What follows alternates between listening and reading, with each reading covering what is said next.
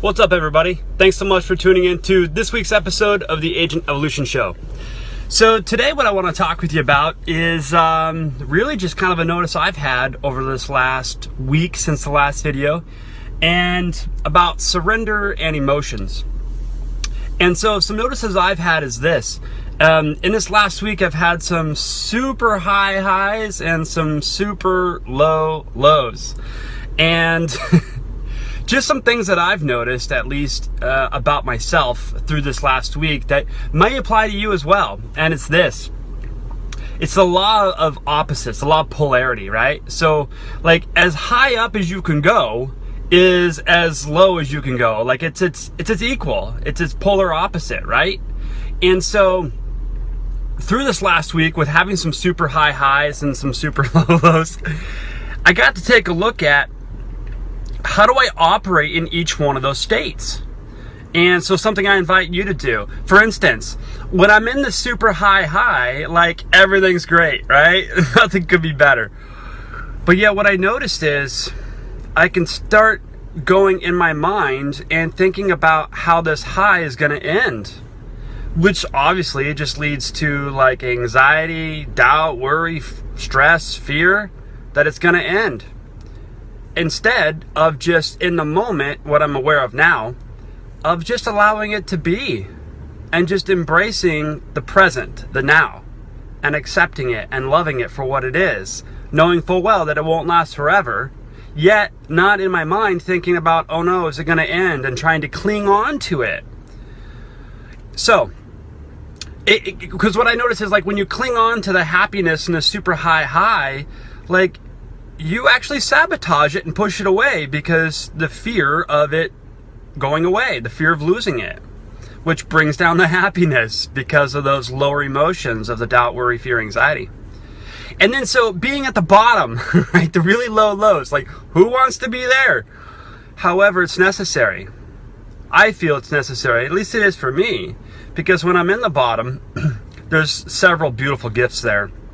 One is acceptance, surrender. Not surrender like give up or defeat, but surrender as in acceptance. Can you be in a low and embrace it? Because after all, if you're in a lull, in a low spot, isn't it there for your benefit? Like, how did you get there? What lesson was there to learn? And why is it a problem? I mean, think about it. Do you really think you could always be on a super high and never experience lows? That would be kind of weird.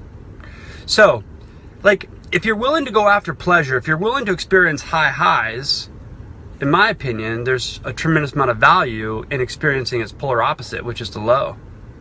And so, what I've noticed for me is when I'm in that low spot, like, how can you accept that? How can you surrender to what is? And just let it be and embrace it?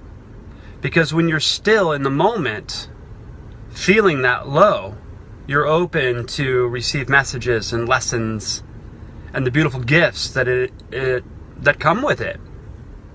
And so instead of trying to force myself out of the low spot and like positive think my way out of it, to just be with it, sit with it, embrace it.